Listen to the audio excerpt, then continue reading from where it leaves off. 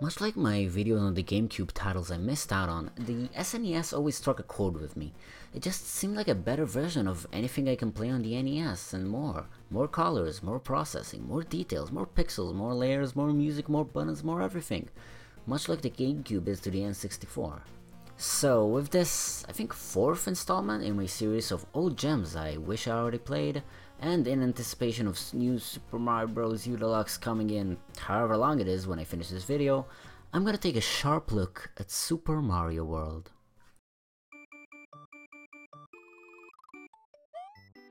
When you boot up the game, you're immediately greeted to a title screen that shows you everything you need to know and more. Who you play as, what you can do, and of course what's new, mainly being Yoshi and his different attributes.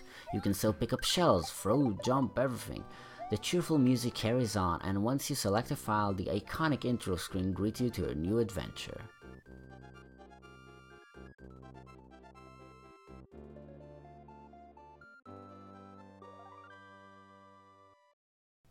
And from that, you are already met with a choice of left, right and center.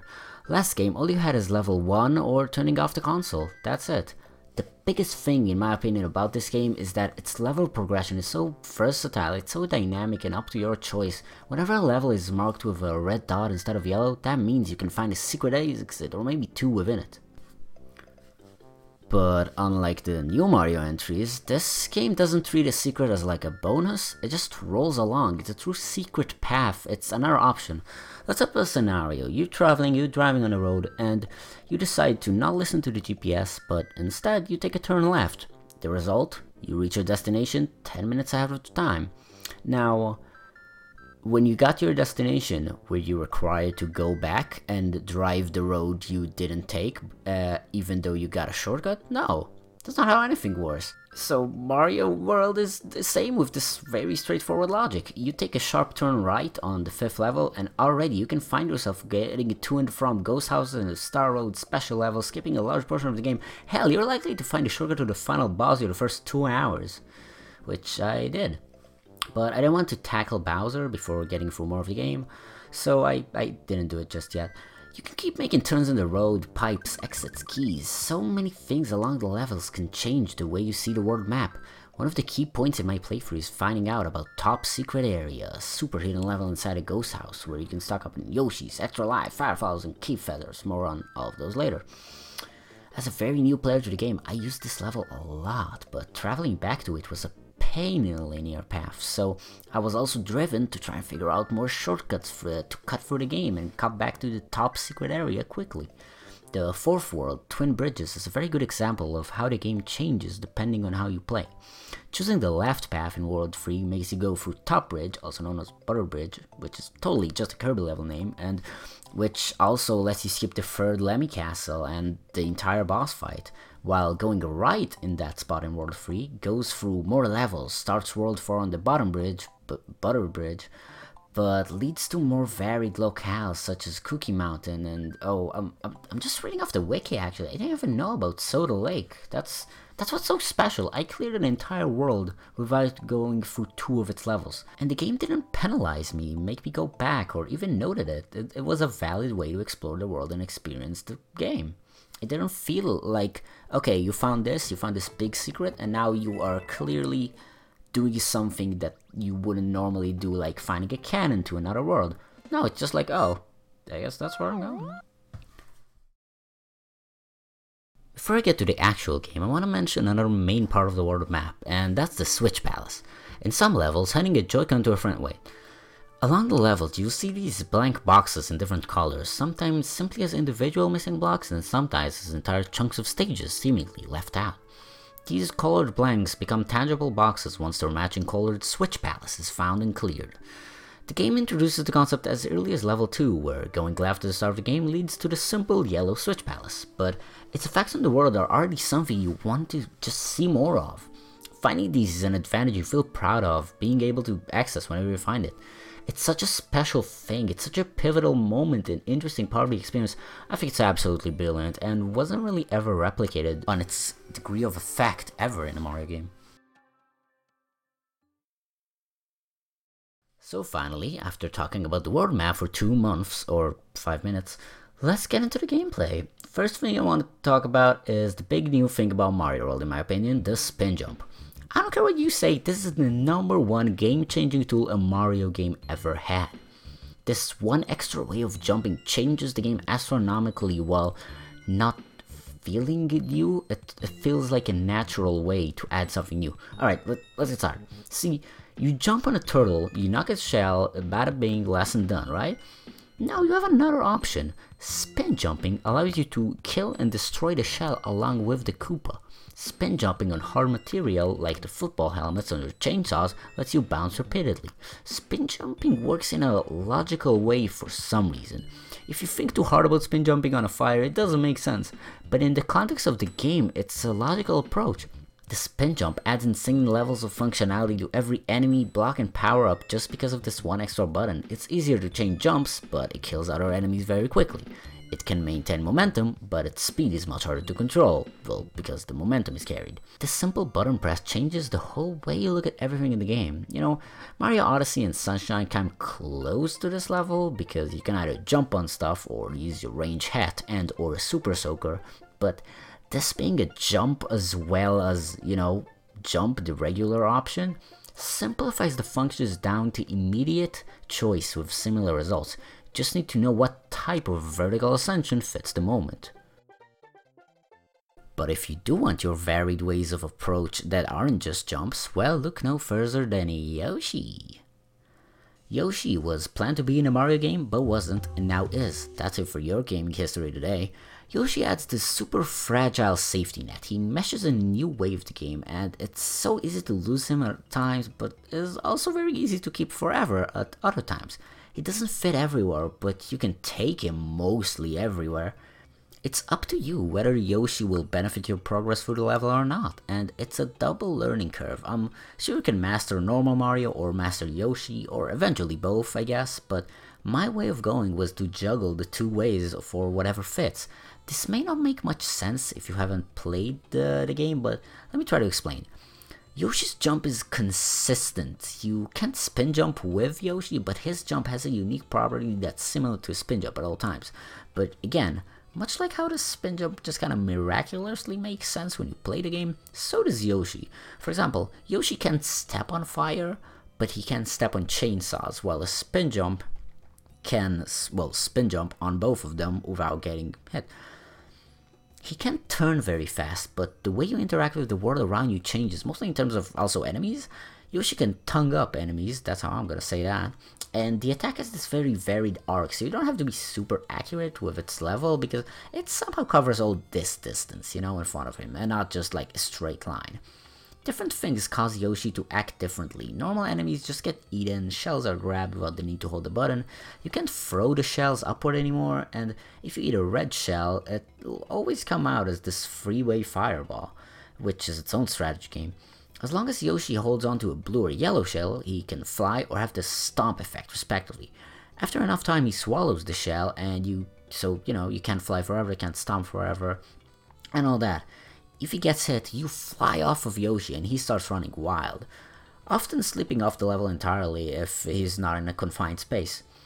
All of this changes back to regular Mario in heartbeat and back. It's a cool layer that really shifts, and also, little note, it's also a layer to the music. You got these little...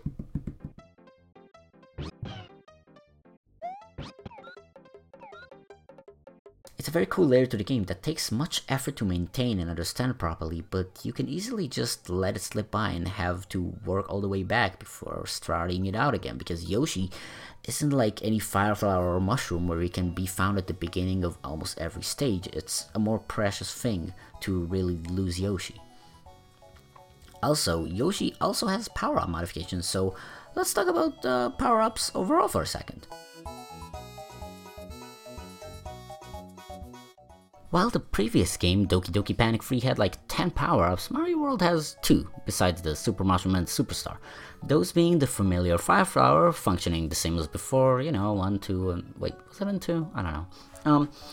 But still having that cool layer of depth to the game, you know, with the angle of the fireball requiring to jump slightly in order to hit properly. More on that on this video by, I think, GMTK, you were saying it. And alongside it, the new addition, the Cape Feather. This is pretty much an upgraded version of the raccoon variations of SMB3, with air control maintained via skill and not a timed use count like the tail. You need to time your swings of the cape. It's a really cool experience to learn all little things you can do, like swinging at the perfect time to not only stay up but gain extra height. And if you're at the peak of the swing, you get a small window of invulnerability as opposed to losing the power up if you get hit. You will learn that landing fully aimed down can crack the earth and damage nearly everything on swing, kinda like a power block, which, now that I think about it, the game doesn't really have any power blocks besides that effect. Interesting. Those two power-ups also affect Yoshi, as the Fire Flower causes everything Yoshi eats to come out as a Fireball triplet, and the Cape can make him jump super high and descend slower, like regular Mario, which is kind of hard to control on Yoshi, but a very cool concept and adds again to the depth of Yoshi. Controlling Mario is not easy. Since games like Super Meat Boy, I'm used and able to hold sprint for entire games sometimes, so this game just kind of had a lot of moments where I think the game just kind of assumed I'll be walking instead of running for some reason, and I either got hit, fell into a pit. It's a weird punishment. The game is very challenging at times, and some of the secret levels of the special world are extremely annoying. I can't tell you how many times I died in this stupid balloon Mario level, and Yoshi does not help on this one. It is horrendously precise. I think if there's anything I really dislike about the game, it's kind of just my own inability to play, huh? Just kidding, this game is legitimately too punishing. Ask any GBA port of the game, they'll tell you I'm right. In the GBA Mario world, getting hit only removes one layer of power from Mario, meaning if you lose your Fire Flower, you're not Small Mario, but instead Super Mario, which means plenty of time to try and run away. But in the version I'm playing, usually if I overextend with my power-up for fun, I just end up feeling like an idiot when I die.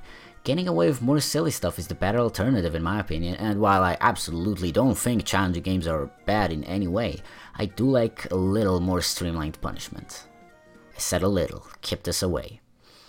And along with this change, I wish the carried item you have, which is a box that you can put on the power-ups in if you already have one, so you can have a backup after getting hit, I wish that didn't drop automatically. I guess the idea was that it's a rush to try and grab it as soon as possible after you get hit, so it's like your lifesaver that you made, but I think leaving the crime scene as Small Mario is hard enough, so if you happen to get hit near the top of the screen, you're likely to just get hit again because you're still there waiting to get your backup power-up.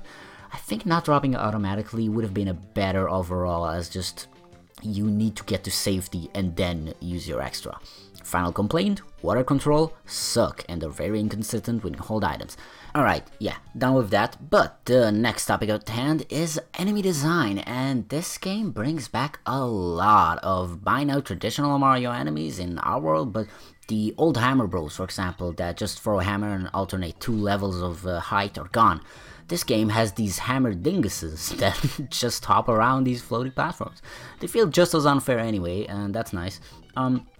And also the Goombas got a terrible redesign. They got retconned later as Gay Idiot Goomba in 3D World.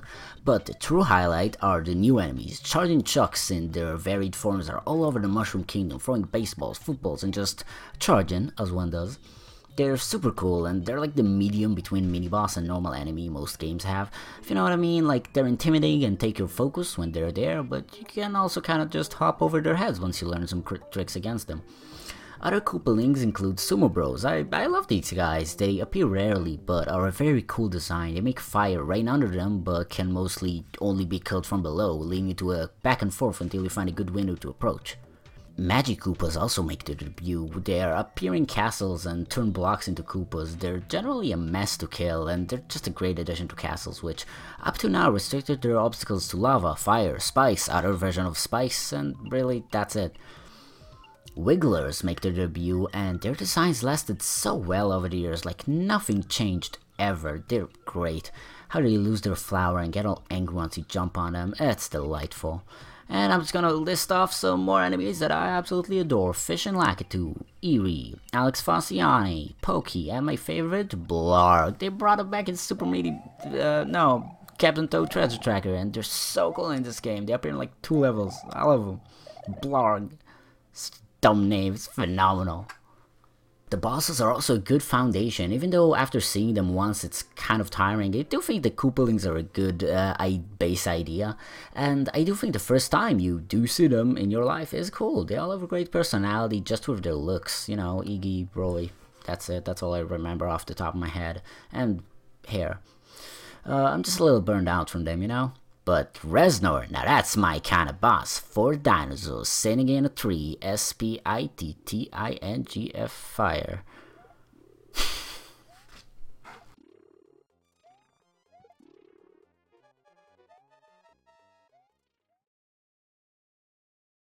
The final showdown with Bowser is awesome. You need to pass through 2 corridors of choice in which are 4 doors that always have the same unique challenge before the next section appropriate to them. I always kept mixing them up and going to ones I hated, and after those 2 there's a small dark area, and after that you need to fight the big bad himself, Bowser. I adore this fight. You need to make very calculated jumps over everything and try not to rush ahead, waiting to get the opening, which is hard because your only way to damage him is with the Mecha Koopas you throw up, and after you disable them, and then they can turn back on and damage you if you hold them for too long. And you can't just throw them under Bowser, under his Cloud Car, because the propeller chops them off. You need to overshoot them right above Bowser before he gets to where you throw them. It's super cool challenge and it's very interesting. Even though it took me many tries, I finally did it, and Bowser was defeated, and I was greeted with the best credit screen I have ever seen.